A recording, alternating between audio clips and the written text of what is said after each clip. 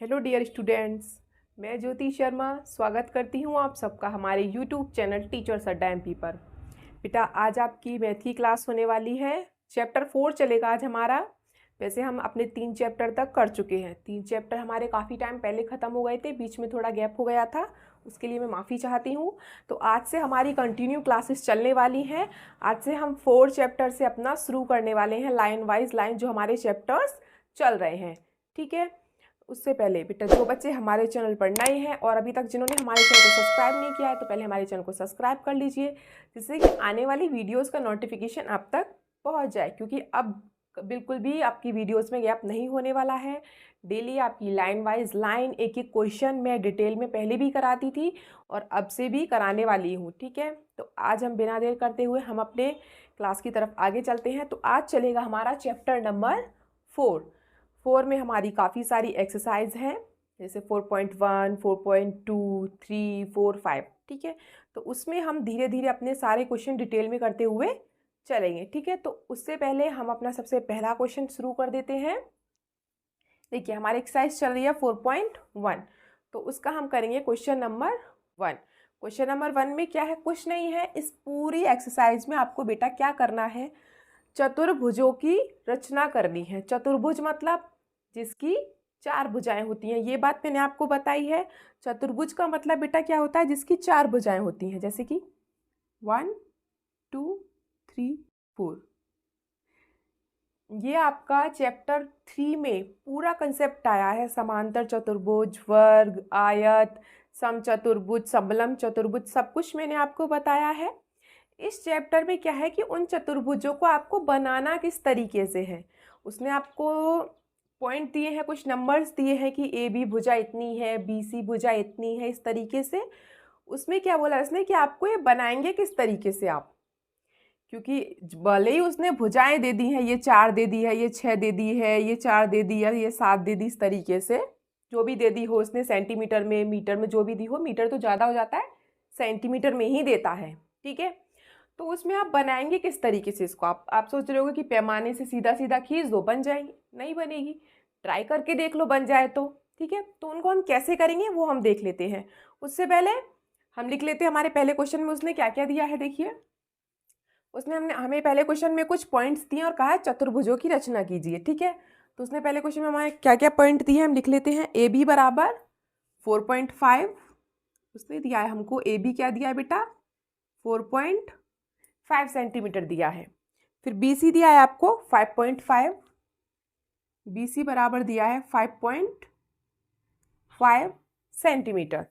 उसके बाद आपको सी डी दिया है 4 सेंटीमीटर।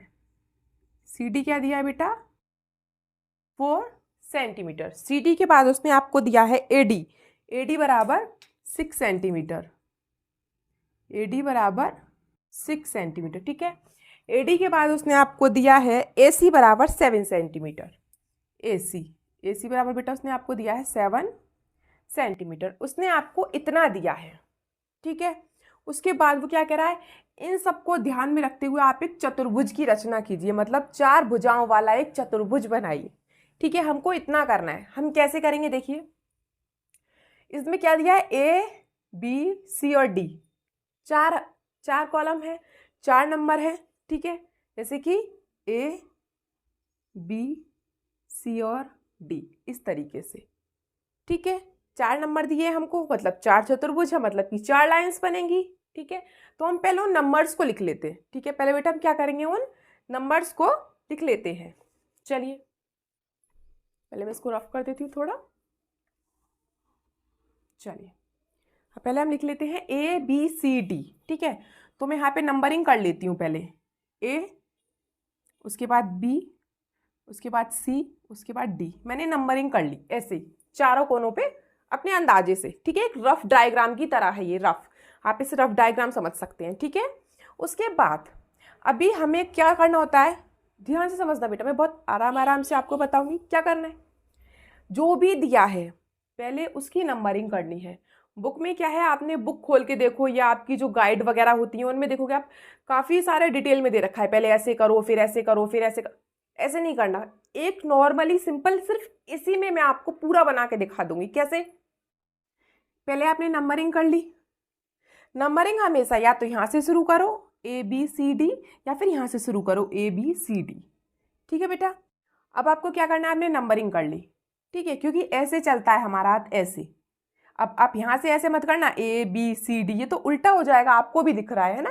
तो मैंने क्या किया ABC और D, इतना ठीक है। उसके बाद जो नीचे दी हुई है, क्यों भाई सीधी रेखा तो सिर्फ हम नीचे ही खींच सकते हैं, इधर ऊपर इधर पता नहीं चलेगा हमको। ठीक है, तो आपको क्या करना है बेटा, सबसे पहले जो नीचे दी है, नीचे क्या दिया है B और C।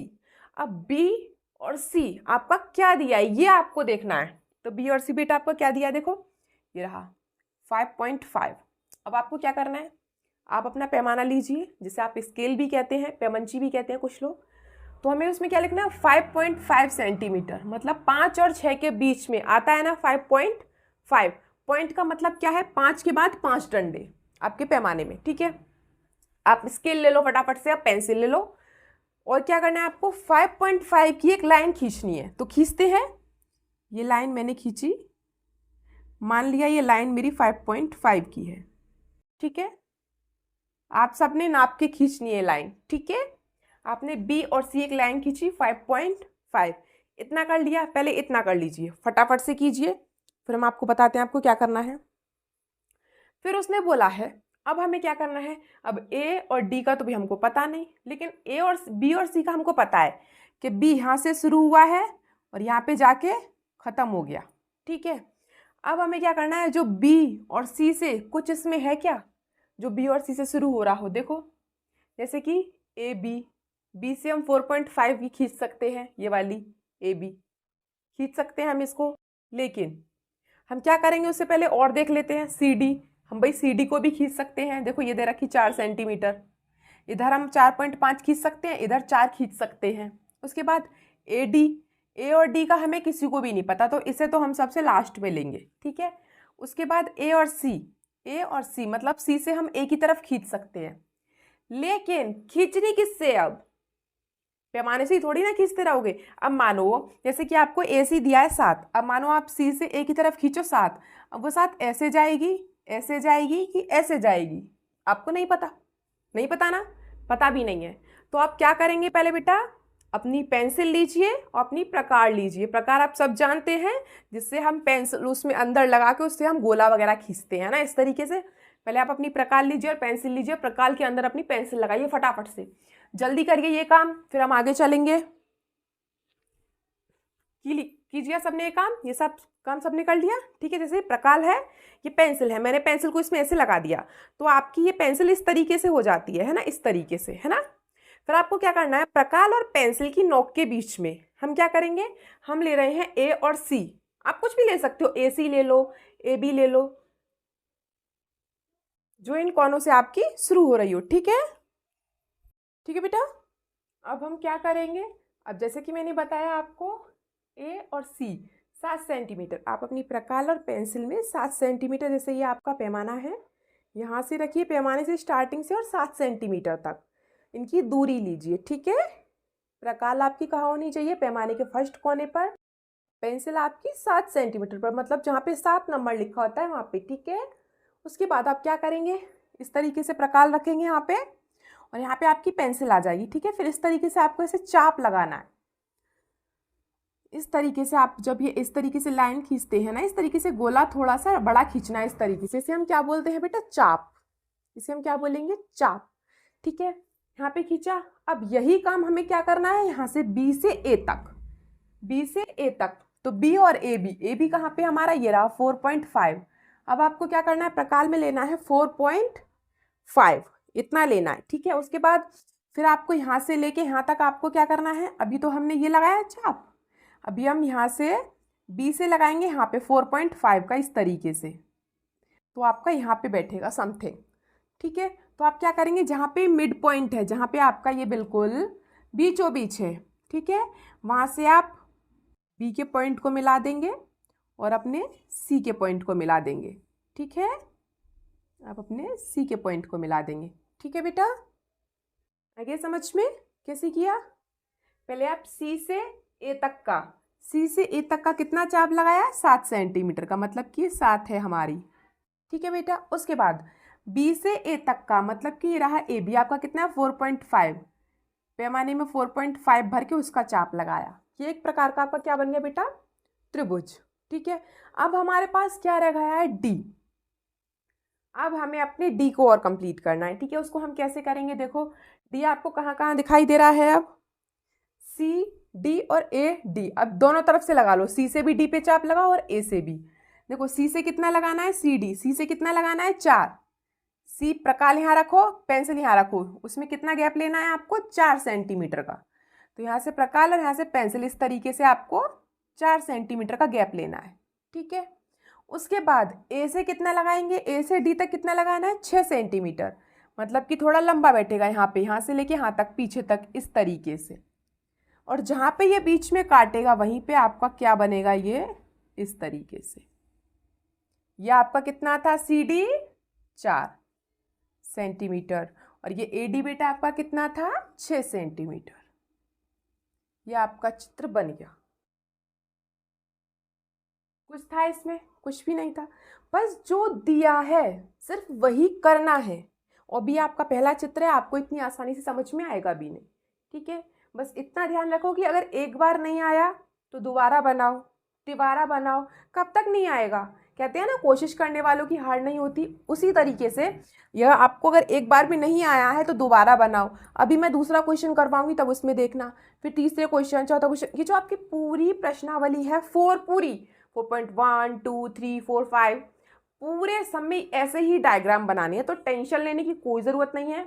आज समझ में नहीं आया, कल आ जाएगा, कल नहीं आया परसों आ जाएगा, 100% आ जाएगा परसों तो। ठीक है। अभी कितना आया, थोड़ा थोड़ा। ठीक है। अभी तो आपको 20%, कल आपको 50% समझ में आएगा, उसके बाद आपको पूरा 100% समझ में आ जाएगा। ठीक है। चलिए, तो आपका ये इस तरीके का डायग्राम बना होगा, आपने भी देखा होगा, बना लीजिए इसको, फिर हम इसको रफ करके अपने अगले क्वेश्चन पर चलते हैं। अब हम ये सेकंड वाला क्वेश्चन कर लेते हैं। इसमें फर्स्ट का क्या है, हमने पहले का पहला क्वेश्चन कर लिया है। अब हम क्या करेंगे, दूसरा क्वेश्चन। दूसरे क्वेश्चन में क्या दिया है हमको, JUMP, जंप। एक प्रकार का इसका हमको चतुर्भुज बनाना है। तो इस चतुर्भुज को मैं आपको 2 तरीके से बना के दिखाऊंगी। ठीक है। एक जैसे मैंने अभी बनाया वैसे, एक पतंग के आकार का। ठीक है। क्योंकि आपकी बुक में दिया नहीं है, लेकिन फिर भी मैं आपको बना के दिखा देती हूँ। ठीक है, कि एक चतुर्भुज को हम 2-3 तरीके से बना सकते हैं। ठीक है बेटा। चलिए, तो हम पहले बनाते हैं JUMP। पहले मैं नॉर्मली जैसे मैंने बनाया था वैसे बनाते हैं। ठीक है। तो पहले मैं क्या लिख लेती हूँ, देखो इसमें क्या क्या है, JUMP। आपको भी दिया है कि JUMP एक चतुर्भुज बनाइए। ठीक है। तो मैं लिख लेती हूँ, क्या लिख लेती हूँ, देखिए JU और M और P।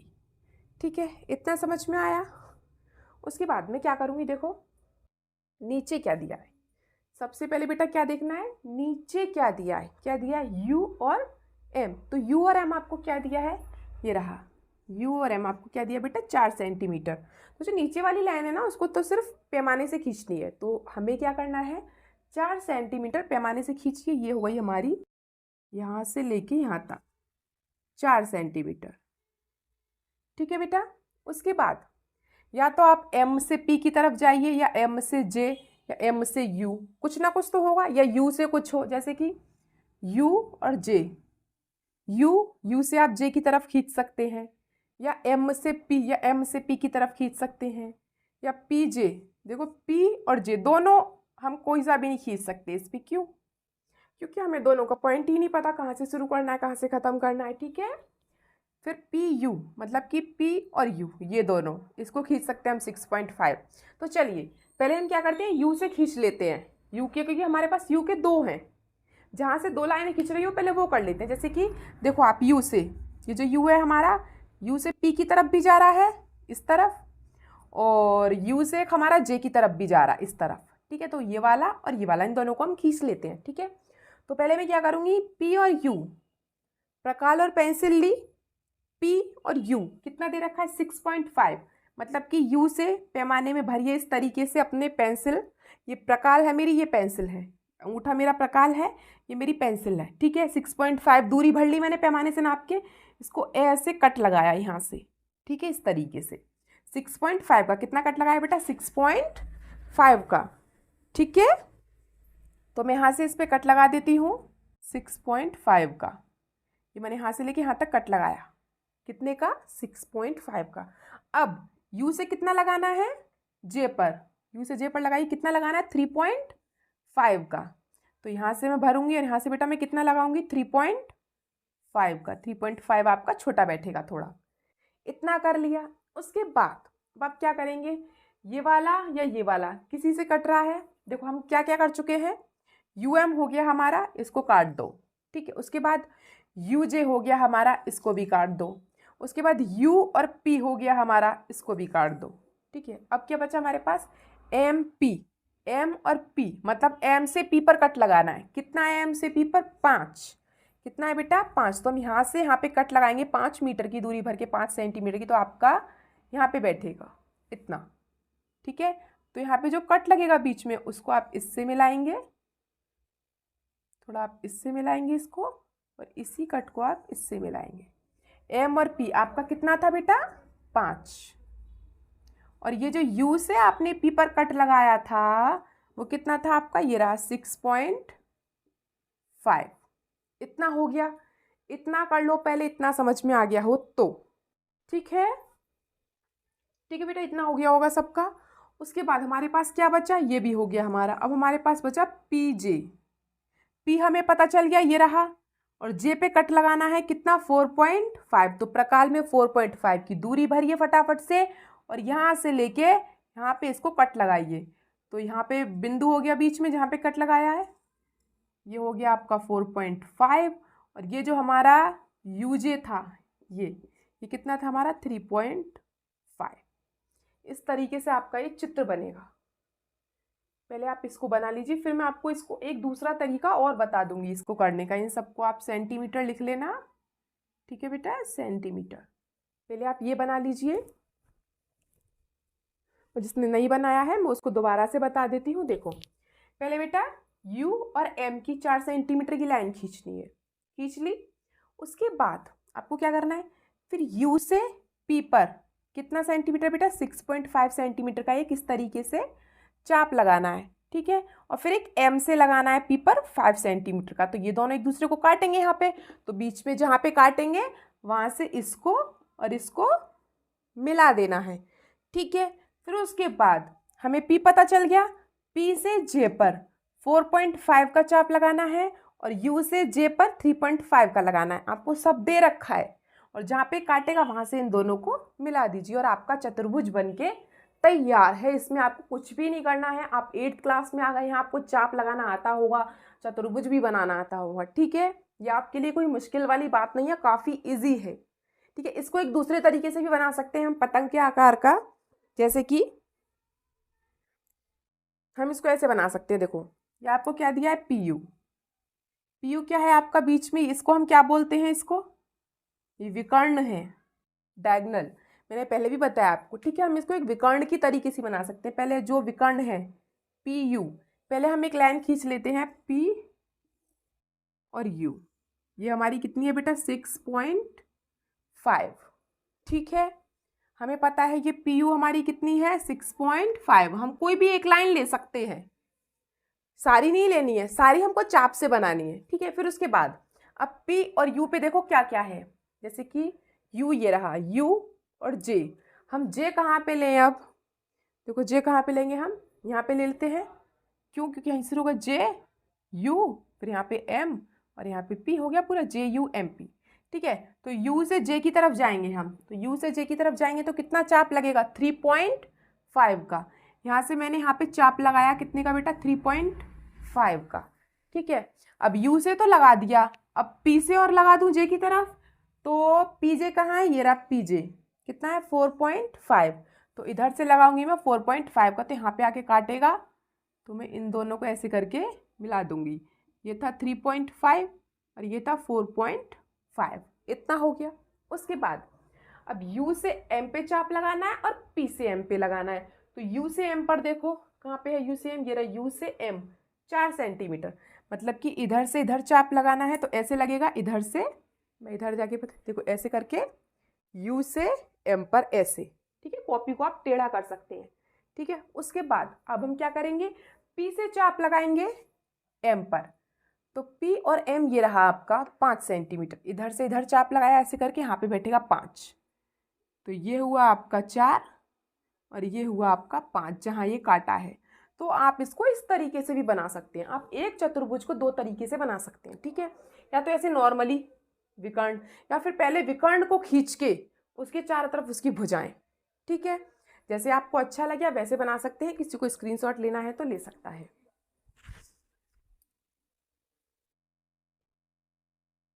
चलिए बेटा, आज तक की आपकी क्लास इतनी थी, क्योंकि ज़्यादा क्वेश्चन कराते हैं तो ज़्यादा बड़ी क्लास हो जाती है। ठीक है, तो हम धीरे धीरे 2-2 क्वेश्चन करके अपनी पूरी एक्सरसाइज करेंगे पूरा डिटेल में। ठीक है, और जिनको भी मेरा तरीका अच्छा लगा हो, ये कि मैंने एक ही बार में आपको अच्छे से समझाया हो, तो मेरी वीडियो को लाइक करें और शेयर करें। अगर अभी तक सब्सक्राइब नहीं किया है तो सब्सक्राइब कर लीजिए, और कमेंट बॉक्स में मुझे ज़रूर बताएं कि आपको मेरा पढ़ाने का तरीका कैसा लगा। ठीक है, मिलते हैं आपसे अगली क्लास में, तब तक के लिए हैव ए नाइस डे।